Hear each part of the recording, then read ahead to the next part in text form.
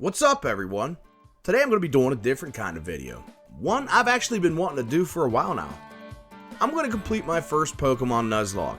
I chose Legends Arceus because I still don't quite know everything about it yet. Arceus changed many Pokemon types and weaknesses, not to mention added a new battle system that has a bunch of moves and Pokemon my first gen ass just doesn't know all that well yet. What can I say? I'm old as dirt and just haven't played every generation that's come out over the years. If you're unfamiliar with the Nuzlocke, it's basically a hardcore playthrough. The rules are meant to make you think outside the box as well as use Pokemon and strategies that you've never thought of using. Anyways, let's go over the rules I put in place for this run. First off, there's 18 Pokemon types in Legends Arceus. That's too many. So I narrowed it down to only 6 types that I could use, all picked at random for an extra challenge. I will say up front that I was really lucky on the random draws. The allowed types were Fairy, Water, Electric, Dark, Dragon, and Flying. Like I said, not bad at all. I also have these restrictions in place to make it extra challenging. With all that said and done, let's see how my first Nuzlocke attempt turned out. The world is in chaos. Years ago, a Pokemon with unseen power attacked humanity and forced many Pokemon to fight for him using his hypnotic forces. This Pokemon believed the human race was enslaving Pokemon and destroying the planet with their chaotic ways. That Pokemon was Arceus. After years of war, the planet was uninhabitable for both humans and Pokemon. Arceus came up with a plan to prevent all of this from happening. Our hero, Zoop, is summoned by what he thinks is an almighty being and told that he's going to be sent back in time to prevent the war between humans and Pokemon that destroyed his world. Seeing as his future is bleak, Zoop accepts the mission not fully knowing who he is helping. We awaken on Prelude Beach and meet Professor Laventon, who is cautious about us but asks if we can help him round up his Pokemon that won't cooperate. Afterwards, Laventon takes us back to Jubilife Village where we meet Akari and Captain Celine of the Galaxy team. Celine offers to feed and house us for the night, but only if we agree to work off our debt and join the Galaxy team. We're then given the choice of our starter Pokemon. I have 2 choices to start, but I ultimately go with Oshawott because when Rowlet eventually evolves into Dusadui, it loses its flying type, which means I won't be able to use it anymore. And I want as many full evolutions as I can get.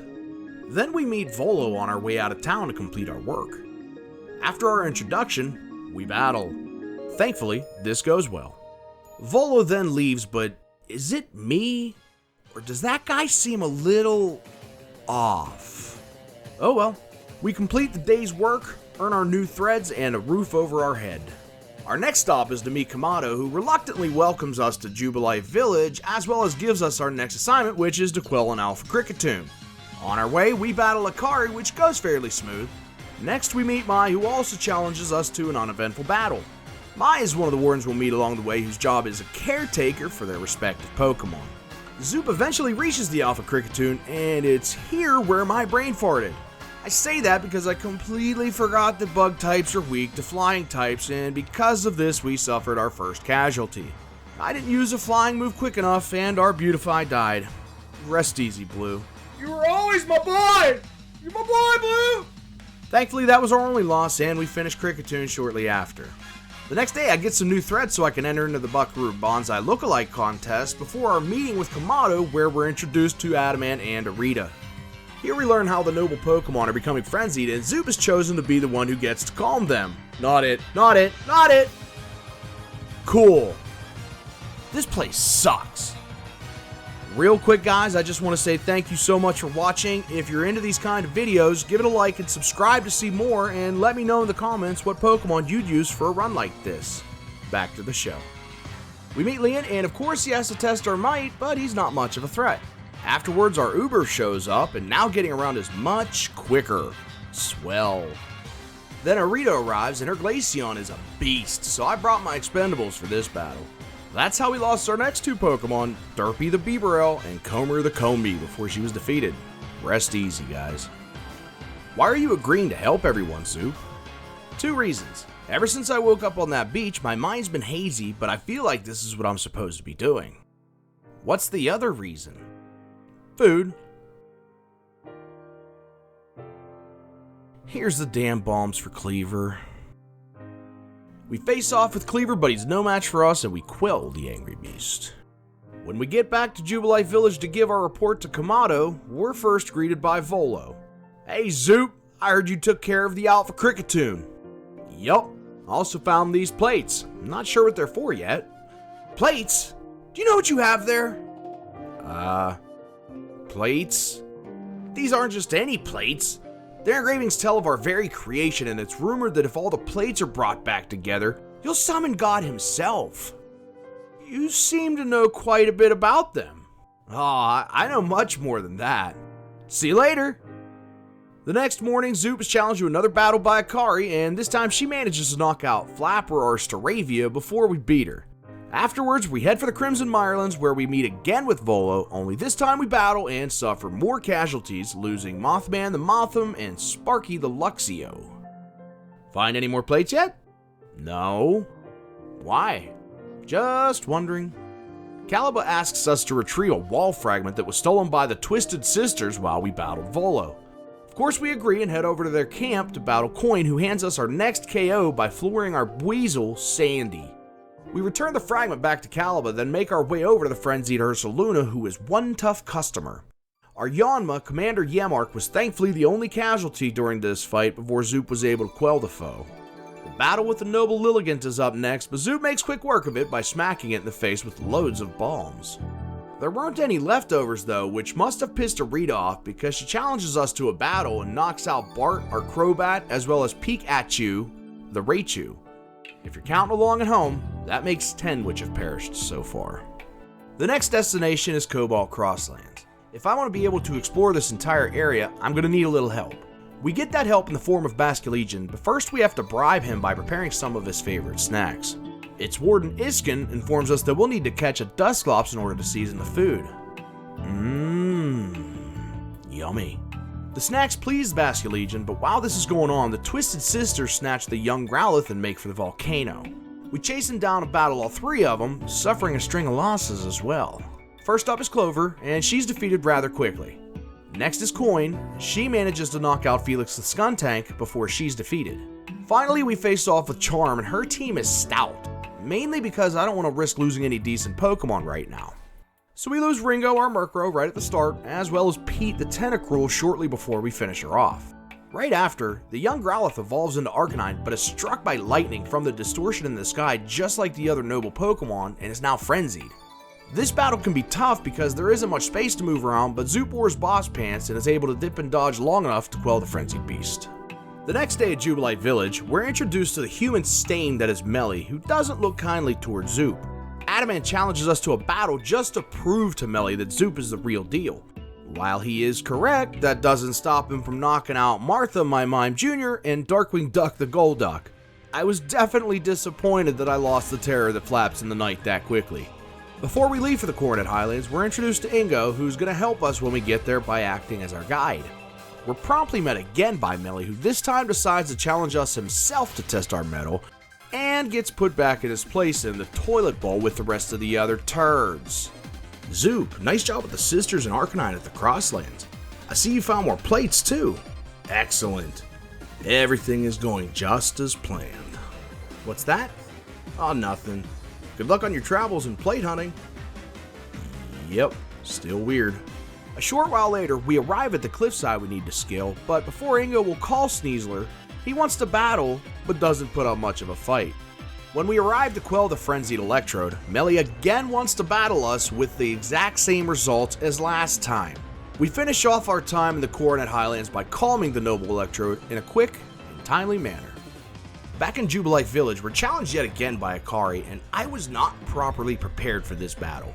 I was long overdue to change my Pokemon's moves, and it finally caught up with me, combined with the fact that Akari's team is actually pretty damn good. Dirk the Voltorb goes down right off the bat, then her Pikachu gets a boosted attack to take out Mr. Cheezel, my Sneasel, before it can even get one in. I still win the fight, but I really wanted that Sneasel, as it was one of the only types that I was allowed that had a secondary type that was Ice. That hurts. After licking our wounds, we head to the Alabaster Icelands and immediately suffer our next casualty when we meet Garrick, Avalug's warden. We need him to introduce us to Sabi, but he won't do that until we play Mortal Kombat, and because of this, Casper the Drifblim falls in battle. Sabi shows up right after, but makes Zoop chase her all the way up to and through Snow Point Temple until finally she relents and battles us. This one could be tough because she uses a beefy Rhyperior with a lower leveled Electivire and Magmortar at the same time. I go with Sheldon the Gastrodon because of its water and ground dual type, which will give us a smidge better protection from Electivire. Little did I know, this would be one of my easiest fights.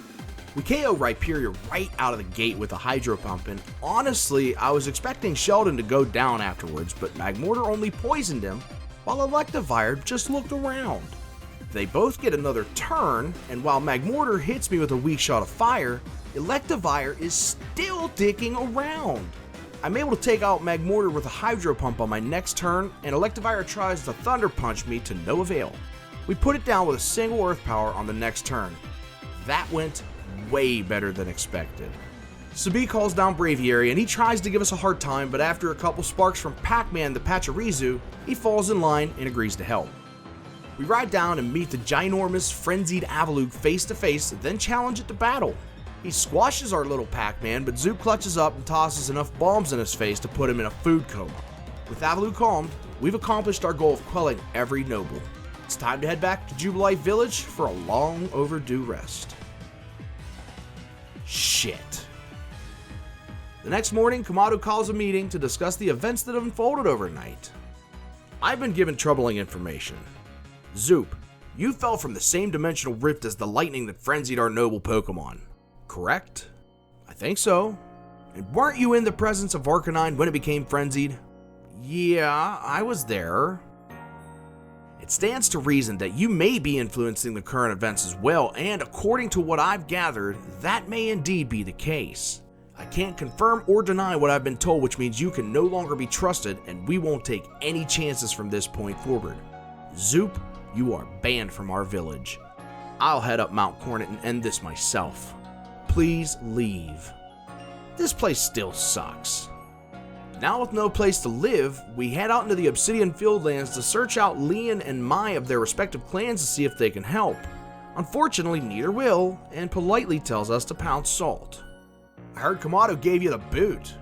I can't believe someone would tell him you're involved in what's going on when clearly you've only been helping the entire time. Yeah. You wouldn't happen to know anyone that could help me out, would you? I may know someone who can point us in the right direction. You didn't leave the plates behind, did you? No. Why? No reason. Let's go. I'll take you to meet Mistress Kagita. Zoop arrives at Kagita's loft and she tells us that we'll need to assemble the red chain and climb to the top of Mount Coronet in order to stop what's going on. With his mission clear, Zoop leaves with Volo and Adaman to find the pieces he'll need to hopefully close the rift for good. First stop is Lake Verity. Here we battle an Alpha Gudra to acquire Mesprit's Plume. The next destination is Lake Valor, and here we have to battle an Alpha Overquill. It's during this battle that I lost Sylveon to the first attack. I should have probably planned for the battle a little better as most of my Pokemon were under-leveled, but I was really just trying to complete the run at this point. After winning, we receive a Zelf's Fang. Our last stop is Lake Acuity where we battle an Alpha Zoroark. We trade attacks before it falls, awarding us Uxie's Claw. Now with all three pieces, we're able to forge the red chain and hopefully put an end to all this. When we get near the peak of Mount Coronet, Zoop is challenged by Benny and his team is kinda scary. He starts off with Mismagius, so I go with Drac the Drapion. He manages to knock out Mismagius before falling to Benny's Sneasler. I send out Marshall the Gardevoir for the revenge kill. Benny responds with his own Gardevoir, so I pivot into Spooky Molder the Spiritomb. Why? I honestly don't know what I was thinking during this battle because Gardevoir wipes the floor with Spiritomb and sends it right to the graveyard.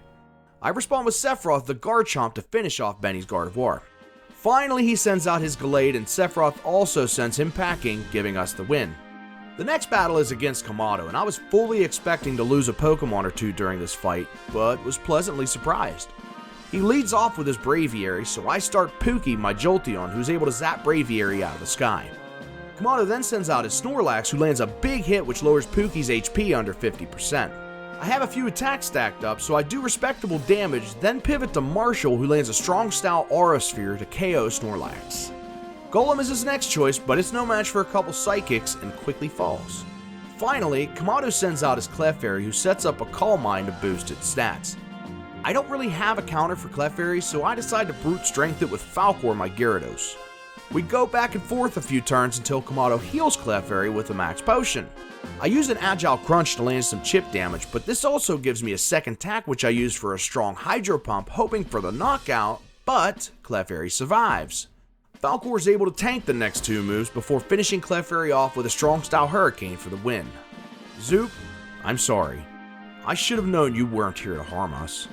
I've been a butthole and have only one thing to say. We're not worthy! We're not worthy! We suck!